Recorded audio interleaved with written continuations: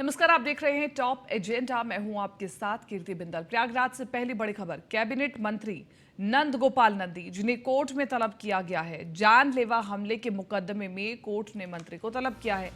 आज इस पूरे मामले में सुनवाई होगी। 2014 के लोकसभा चुनाव के दौरान ये बवाल हुआ था। कांग्रेस पार्टी से लोकसभा के उम्मीदवार थे नंद गोपाल गुप्ता नंदी। वेंकट रमन शुक्ल ने 3 मई 2014 को मुठीगंज थाने में दर्ज कराया था मुकदमा और ललकारने पर सपा कार्यकर्ताओं के साथ मारपीट का आरोप है। बड़ी खबर हम आपको बता रहे हैं। मंत्री नंदगोपाल गुप्ता नंदी को हाईकोर्ट में आज तलब किया गया। वेंकट रमन शुक्ल ने 3 मई 2014 को मुठीगंज थाने में मुकदमा दर्ज कराया था। ललकारने पर सपा कार्यकर्ताओं के साथ मारपीट का आरोप लगा है और कैबिनेट मंत्री नंदगोपाल गुप्ता नंदी कोर्ट में तलब किए गए हैं। जानलेवा हमले के मुकदमे में कोर्ट ने मंत्री को तलब किया है और आज होगी इस पूरे मामले की सुनवाई। ये मामला साल 2014 से जुड़ा हुआ है, जब शिकायत की गई थी नंदगोपाल गुप्ता नंदी की कोर्ट में, और आज इस पूरे मामले में सुनवाई होगी। तो कांग्रेस पार्टी के लोकसभा के उम्मीदवार थे नंदगोपाल गुप्ता नंदी और सपा के कार्यकर्ताओं को पीटने का आरोप था। वेंकट रमन शुक्ल ने 3 मई 2014 को दर्ज कराया था मुकदमा।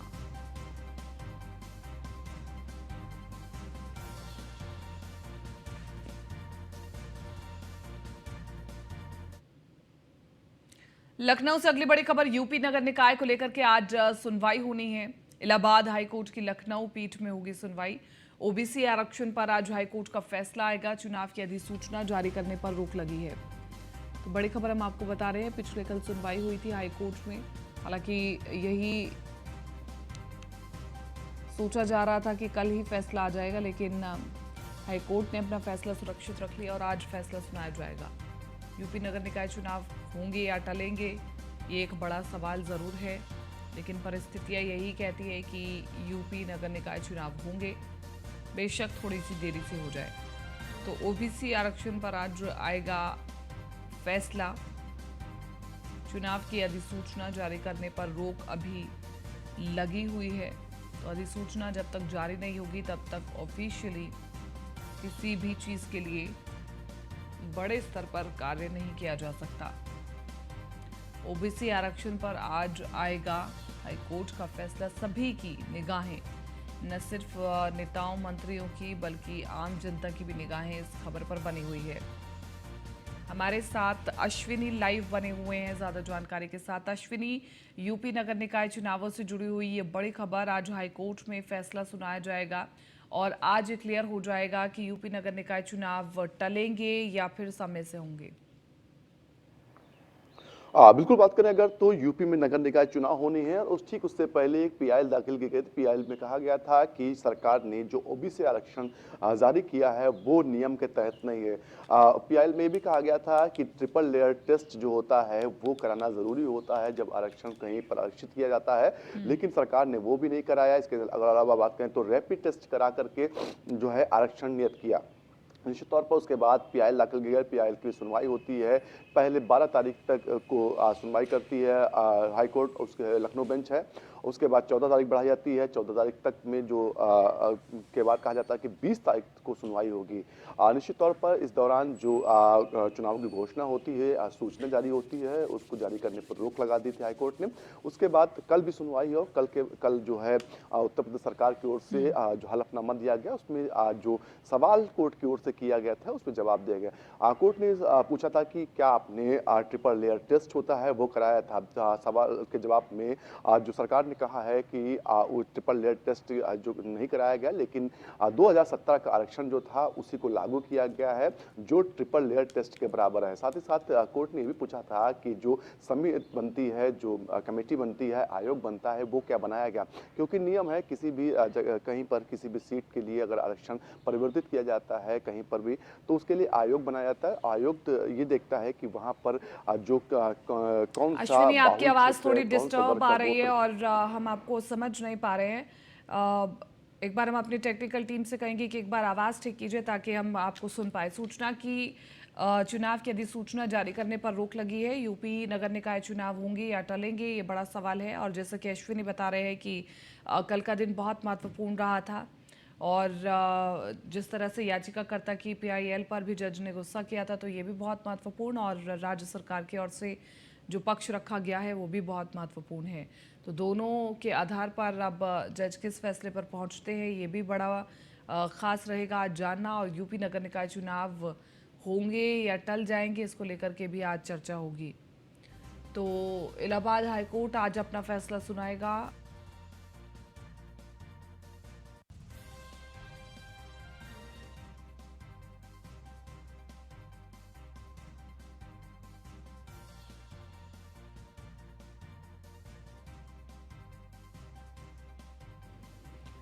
अश्विनी बने हुए हैं। अश्विनी, अपनी बात पूरी कीजिए, क्योंकि आप बता रहे थे विस्तार से कि कल क्या कुछ हुआ और आज क्या कुछ संभावना है। अश्विनी। हाँ, बिल्कुल। बता दें आपको, कल भी हाईकोर्ट में जो सरकार की ओर से हलफनामा दिया गया था। हलफनामे में जिन सवालों के जवाब कोर्ट ने मांगे थे, उनका जवाब दिया गया था। कोर्ट ने पूछा था कि ट्रिपल लेयर टेस्ट कराया, तो सरकार ने उसके जवाब में कहा था कि 2017 का जो आरक्षण था उसको लागू किया गया है, ओबीसी आरक्षण, और वो ट्रिपल लेयर टेस्ट के समान ही है। दूसरी ओर कोर्ट ने पूछा था कि क्या कमेटी बनाई गई थी, क्योंकि कहीं पर भी आरक्षण की नीति को लेकर के आयोग बनाया जाता है। आयोग देखता है किस क्षेत्र में किस सीट पर कितना किस वर्ग का प्रतिनिधित्व है, उसके आधार पर ही वहां की सीट रिजर्व की जाती है। निश्चित तौर पर ऐसे में कोर्ट ने कई सवाल किए। हालांकि कोर्ट ने पीआईएल जो याचिका करता है उसको भी कहा गया कि जो पीआईएल दाखिल की गई है वो सही तरीके से नहीं की गई है। पीआईएल एक व्यक्तिगत रूप से की गई है लग रहा है जैसे, और ये व्यक्तिगत मामलों को कोर्ट नहीं सुनेगा। तो ऐसे में कहीं ना कहीं सरकार का पक्ष मजबूत नजर आ रहा है। जो जानकार है उनका कहना है कि सरकार जो कोर्ट की ये दलील कहीं ना कहीं सरकार को फायदा देने वाली, क्योंकि सरकार बेचारी जल्द से जल्द चुनाव हो जाए, क्योंकि 19 जनवरी आखिरी तारीख होगी जब जो नगर निकाय हैं उनका सभी नगर निकायों का कार्यकाल समाप्त हो जाएगा। उसके बाद कहीं ना कहीं प्रशासकों की नियुक्ति करनी पड़ेगी। तो ऐसे में अगर जनवरी तक चुनाव नहीं होता, 15-20 जनवरी तक चुनाव नहीं होता, तो कहीं ना कहीं सरकार के सामने एक समस्या होगी कि एक और तो लोगों की नाराजगी होगी, और ऐसा माना जाता है कि चुनाव में जब भी देरी होती है तो कहीं ना कहीं सरकार का नुकसान उसमें होता है। तो सरकार भी नहीं चाहेगी, क्योंकि उस पर सवाल उठेंगे कि आखिर उसने किस तरीके से तैयारी की थी कि चुनाव में इतनी देरी हो रही है। दूसरी ओर जो राजनीतिक दल हैं उनकी निगाहें भी पूरे घटनाक्रम में बनी हुई। कल पूरा दिन कहीं ना कहीं लोग जानना चाह रहे थे कि आखिर निकाय चुनाव को लेकर के क्या फैसला आया, निकाय चुनाव को लेकर के कोर्ट ने क्या फैसला लिया गया, आखिर कोर्ट क्या कह रहा है। लेकिन जब देर शाम पता चलता है कि एक दिन और बढ़ा दी की तारीख 21 तारीख को सुनवाई पूरी होकर के कोर्ट अपना फैसला सुना सकता है। हालांकि अभी ये तक सुनिश्चित नहीं हुआ कि कोर्ट अपना आज फैसला सुनाएगा या नहीं, लेकिन लोगों को उम्मीद है कि कोर्ट आज फैसला सुना दे, क्योंकि 24 दिसंबर से कोर्ट है शीतकालीन सत्र शुरू होने जा रहा है वहां पर, और उसके बाद 2 जनवरी को सीधे खुलेगा। और ऐसे में अगर कोर्ट आगे की तारीख देता है तो कहीं ना कहीं चुनाव पर संकट मंडराएगा, चुनाव आगे बढ़ेंगे, और फिर वो चुनाव जो संभावना है वो मार्च के बाद होंगे, क्योंकि लास्ट फरवरी से लेकर के मार्च तक जो बोर्ड एग्जाम होते हैं, और बोर्ड एग्जाम के बाद ही चुनाव हो पाएंगे। तो ऐसे में सरकार बेचारी जल्द से जल्द चुनाव है उनको निपटाया जाए, और कहीं ना कहीं इसको लेकर के राजनीतिक दल है अपनी कमर भी कस चुकी है, चाहे भारतीय जनता पार्टी हो चाहे दूसरी पार्टियां, और लगातार देखा जा रहा है कि वो चाहे प्रत्याशियों का चयन हो या फिर कौन प्रत्याशी कहां से रहेगा, इसको लेकर के लगातार चर्चाएं कर रही हैं। हालांकि समीकरण क्या रहेंगे इसको लेकर चर्चा हो रही है, लेकिन कोर्ट का आज का जो फैसला वो काफी महत्वपूर्ण है। कोर्ट क्या फैसला देता है इस पर सबकी निगाहें हैं। कोर्ट सरकार के पक्ष में अगर फैसला देगा तो चुनाव तत्काल होगा, अगर कोर्ट जो पीआईएल जो दाखिल हुई उस पर फैसला देगा तो जो चुनाव है टलने के पूरे आसार हैं। जी ठीक है अश्विनी, आप बने रहिए, हम आपसे आगे भी जानकारी लेंगे। और इसी के साथ साथ अगली महत्वपूर्ण खबर लखनऊ से बड़ी बता रहे हैं हम आपको, जहां पर गोमती नदी में कार गिरने से बड़ा सड़क हादसा हो गया है। लखनऊ में गोमती नदी में कार गिर गई और समता मूलक चौक से कार गोमती नदी में गिरी। कार में कुल 4 लोग सवार थे, 2 लोगों को किसी तरह से बचा लिया गया है। एक युवक और युवती अभी भी पानी में लापता है। कार अचानक फिसलकर नदी में गिर गई थी। सीएम ने तत्काल बचाव कार्य के निर्देश दे दिए हैं। जिलाधिकारी मौके पर मौजूद है। लापता युवक और युवती की डूबने की आशंका जताई जा रही है। ये हम आपको तस्वीर दिखा रहे हैं, और ये वही तस्वीर है, वही दिखाई जा रही है जहां पर कार गिर गई थी नदी में। अब कार को बाहर निकाला गया है, 2 लोगों को बाहर निकाल लिया गया है, और एक्सक्लूसिव तस्वीर हम आपको दिखा रहे हैं इस वक्त की घटनास्थल से। लखनऊ में गोमती नदी की कार गिरी है, और गोमती नगर में कार गिरी है। अभी इस पर क्या स्टेटस है ये हम जानने की कोशिश करेंगे अश्विनी से। अश्विनी हमारे साथ बने हुए ज्यादा जानकारी के साथ। अश्विनी, क्योंकि अभी तक एक युवक और एक युवती का पता नहीं लग पाया है नदी में डूबने की वजह से, अभी क्या कुछ रिपोर्ट है और कैसे ढूंढा जा रहा है दोनों को? बिल्कुल बता दें आपको, कल देर रात एक घटनाक्रम होता लमसम तकरीबन 10:30 बजे के आसपास। 4 लोग जो थे वो कार से गोमती नगर के किनारे जो टहल रहे थे। पहले उन लोगों ने पैदल टहले, कुत्ता उनके साथ में एक था, पालतू कुत्ता था, उसको टहलाया। उसके बाद कार से वो वापस अपने घर की ओर जाते और ऐसे में कार अनियंत्रित होकर के नदी में गिर गई। जिसके बाद आसपास के लोगों ने फौरन वहां पहुंचे, आसपास के लोगों ने बचाने की कोशिश की। हालांकि 2 लोगों को सकुशल निकाल दिया गया, लेकिन एक युवती और युवक जो कहीं ना कहीं डूब गए, उनको तैरना भी नहीं आ रहा था, उनके साथियों ने बताया। और उसके चलते जो तेज बहाव भी नदी में था, ऐसे में उनको ढूंढ पाना मुश्किल हो रहा था। देर रात जो है तमाम आला अधिकारी मौके पहुंचे। मुख्यमंत्री ने खुद घटना का संज्ञान लिया। मुख्यमंत्री ने तत्काल डीएम समेत तमाम अधिकारी हैं उनको मौके पर पहुंचने के लिए निर्देश दिया। एनडीआरएफ एसडीआरएफ की टीम लगाई गई। हालांकि देर रात तक सर्च ऑपरेशन चलता रहा, लेकिन दोनों लोग नहीं मिले, क्योंकि ऐसा माना जा रहा है कि जो पानी का बहाव था नदी में वो तेज था, और जिसके चलते कहीं ना कहीं वो कहीं दूर जा सकते हैं। हालांकि 2 किलोमीटर का रेडियस बना करके जांच की गई। रात में कोहरा और ठंड होने की वजह से भी थोड़ा दिक्कत आ रही थी रेस्क्यू में। हालांकि देर रात तड़के सुबह तक पूरी तरीके से जांच की गई, लेकिन कहीं कुछ नहीं मिला। हालांकि अब सुबह फिर से एक बार जो है एसडीआरएफ की टीम है वो नदी में उतरेगी और फिर ढूंढेगी कि आखिर वो अच्छा मिल रहे हैं कि नहीं मिल रहे। हालांकि जानकारों के मानने तो पूरी तरीके से उनके बचने का कोई चांस नहीं, क्योंकि नदी जहां पर डूबी थी वहां पर बहाव तेज था और उनके साथियों के अनुसार वो तैरना भी नहीं जानते। तो ऐसे में उनका ऐसा मानना है कि उनकी मौत हो चुकी है, और जिसके चलते कहीं ना कहीं सब है जो नीचे दब गया।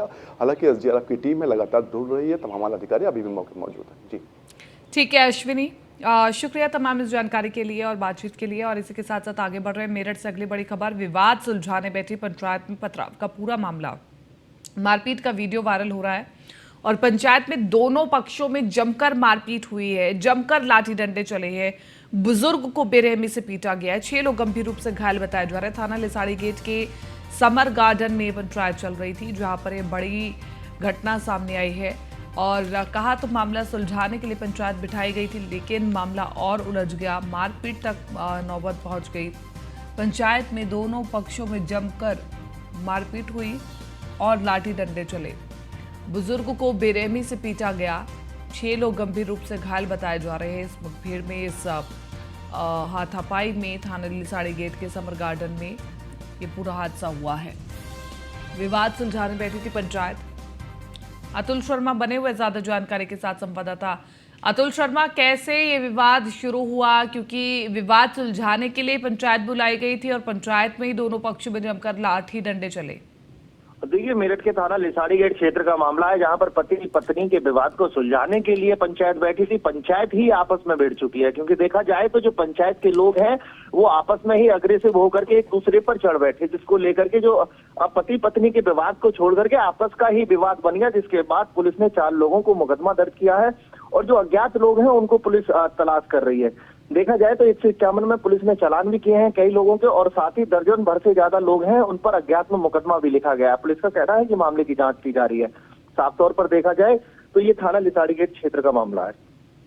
ठीक है, शुक्रिया तमाम इस जानकारी के लिए अतुल। बुलंदशहर से अगली बड़ी खबर। 5,000 के इनामी अनीश से पुलिस की मुठभेड़ हुई। पुलिस की गोली लगने से शातिर अनीस घायल हो गया है। गाजियाबाद से मामले में वांछित था इनामी अनीश। तमंचा, खोखा, 2 जिंदा कारतूस और बाइक बरामद की गई है। सिकंदराबाद पुलिस से ईदगाह के पास मुठभेड़ हुई है। तो बड़ी खबर आपको बता रहे हैं, जहां पर मुठभेड़ में 5,000 का इनामी बदमाश पुलिस के साथ भिड़ गया।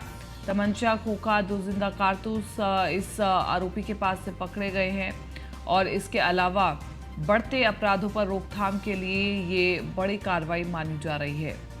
सिकंदराबाद पुलिस ने इस पूरे मामले में छानबीन शुरू कर दी है। 5,000 के इनामी बदमाश अशोक ज्यादा बने हुए हैं ज्यादा जानकारी के साथ। अशोक, क्या कुछ पूरी खबर है और किस प्रकार से मुठभेड़ हुई, अभी क्या कुछ अपडेट है इस पूरी खबर में? बिल्कुल, आपको बता दें, ये बुलंदशहर में देर रात्रि को मुठभेड़ हुई है। सिकंदराबाद पुलिस को मुखबिर की सूचना मिल रही थी। ये गाजियाबाद से वांछित चल रहा था। 5,000 रुपए का इस पे इनाम था और संगीन धाराओं में मुकदमा पंजीकरण थे इस पर। रंगदानी जैसी मुकदमे दर्ज हैं। करीबन 1 दर्जन से भी अधिक मुकदमे विभिन्न विभिन्न जनपद में बताए जा रहे थे। रंगदानी के मुकदमे यहाँ सिकंदराबाद कोतवाली में दर्ज थे, जिसे एक सूचना मिली थी और सूचना के आधार पर पुलिस ने चेकिंग कार्रवाई करी थी। ये किसी घटना को अंजाम देने के लिए बदमाश निकला था, जिसको पुलिस ने रोका तो पुलिस पार्टी को इसने फायरिंग करी। फायरिंग के दौरान जवाबी फायरिंग में उसके पैर में गोली लगी है। घायल अवस्था में उसे गिरफ्तार किया है और जिला अस्पताल से ले आया गया है। इसका उपचार चल रहा है। आज मान्य न्यायालय में उसे प्रोसीड करके बेल भेज ले गए। ठीक है, शुक्रिया तमाम इस जानकारी के लिए। कानपुर से अगली बड़ी खबर, 2 गाड़ियों की जोरदार टक्कर हुई। बस और ट्रक की जोरदार टक्कर, सड़क हादसे में कई यात्री घायल हुए। सभी घायलों को अस्पताल में भर्ती कराया गया है। शिवराजपुर थाना क्षेत्र के कामा गांव के पास से हादसा हुआ है। तो बड़ी खबर हम आपको बता रहे हैं कानपुर से। बस और ट्रक की जोरदार टक्कर हुई है और सड़क हादसे में कई यात्री घायल बताए जा रहे हैं। इसके अलावा आपको बताते चले, सभी घायलों को अस्पताल में भर्ती कराया गया है। शिवराजपुर थाना क्षेत्र के कामा गांव के पास ये घटना हुई है। 2 गाड़ियों की जोरदार टक्कर और इस टक्कर में आपको बताएं बस और ट्रक की जोरदार टक्कर हुई है। तो भीषण सड़क हादसा हुआ ये और सड़क हादसे में कई यात्री घायल बताए जा रहे हैं। सभी घायलों को अस्पताल में भर्ती करा दिया गया है और इसी के साथ साथ आपको बताते चले, शिवराजपुर थाना क्षेत्र के कामा गांव के पास ये हादसा हुआ। 2 गाड़ियों की आपस में जोरदार टक्कर। तो बड़ी खबर हम आपको बता रहे हैं इस वक्त की, बस और ट्रकर की जोरदार टक्कर।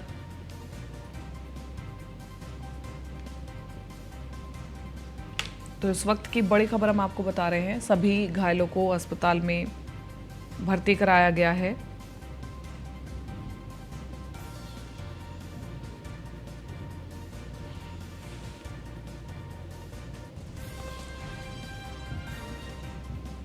कानपुर से बड़ी खबर, 2 गाड़ियों की जोरदार टक्कर, बस और ट्रक की जोरदार टक्कर हुई है। इसमें कई यात्री घायल बताए हैं, जिनका इलाज अस्पताल में चल रहा है। सड़क हादसे में कई यात्री घायल हुए हैं।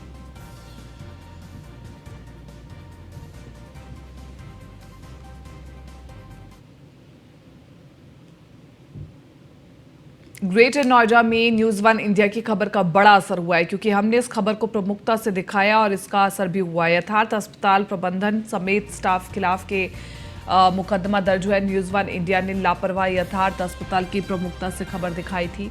एनेस्थीसिया के ओवरडोज से 1.5 साल की बच्ची की मौत हुई थी। तो बड़ी खबर हम आपको बता रहे हैं, कल हमने इस खबर को प्रमुखता से चलाया था। एनेस्थीसिया का ओवरडोज दिया गया बच्ची को, जिसके कारण उसकी मौत हो गई। परिजनों ने जमकर हंगामा किया और उसके बाद जब हमने इस खबर को दिखाया तो इस खबर में मुकदमा भी दर्ज हुआ। न्यूज़ 1 इंडिया की खबर का ये बड़ा असर माना जा रहा है। तो ग्रेटर नोएडा से बड़ी खबर, जहां पर यथार्थ हॉस्पिटल में एनेस्थीसिया के ओवरडोज से बच्ची की मौत हो गई है। 1.5 साल की महज बच्ची बताई जा रही। परिजनों के लिए एक बड़ी दुख की घटना है और परिजन लगातार कोहराम भी मचा रहे हैं। इसके अलावा एनेस्थीसिया के ओवरडोज से 1.5 साल की बच्ची की मौत हुई थी। न्यूज़ 1 इंडिया की खबर का ये बड़ा असर हुआ है। तो इस वक्त की बड़ी खबर, यथार्थ अस्पताल प्रबंधन समेत स्टाफ के खिलाफ मुकदमा दर्ज हुआ है।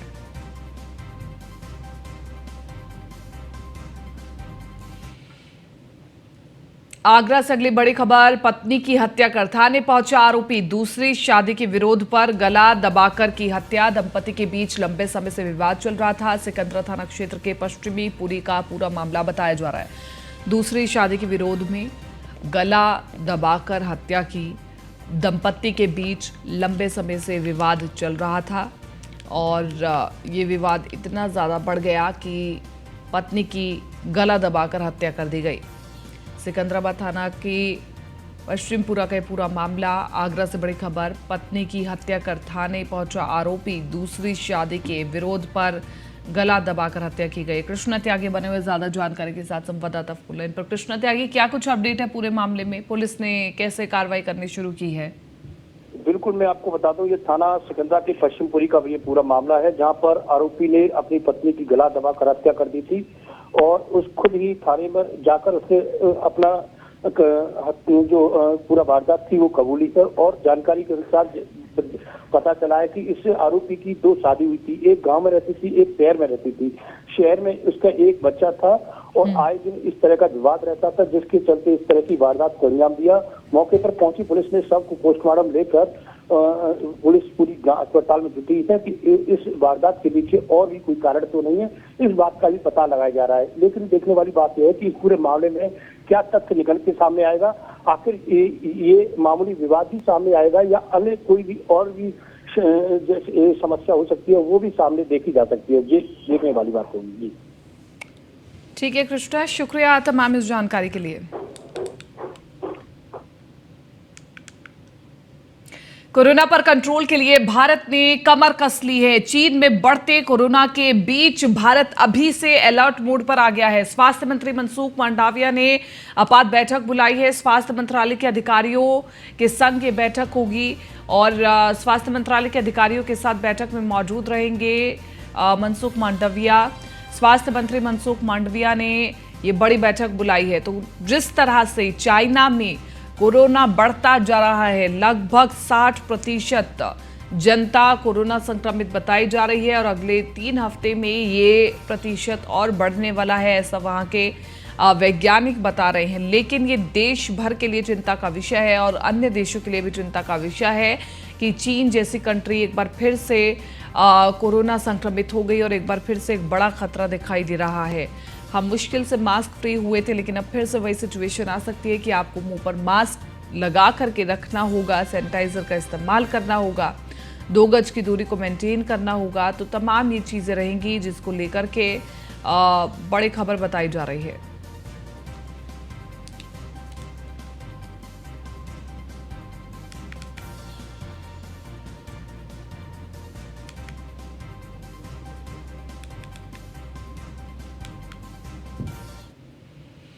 और प्रदेश में ठंड का कहर लगातार बढ़ता ही जा रहा है। वहीं पूरा पूर्वांचल इस समय कोहरे की आगोश में डूबा हुआ है। कोहरा इस कदर पड़ रहा है कि सड़कों पर चलने वाली हो गाड़ियां जो फर्राटे भरा करती थी वो अब धीमी गति से चलने के लिए मजबूर है।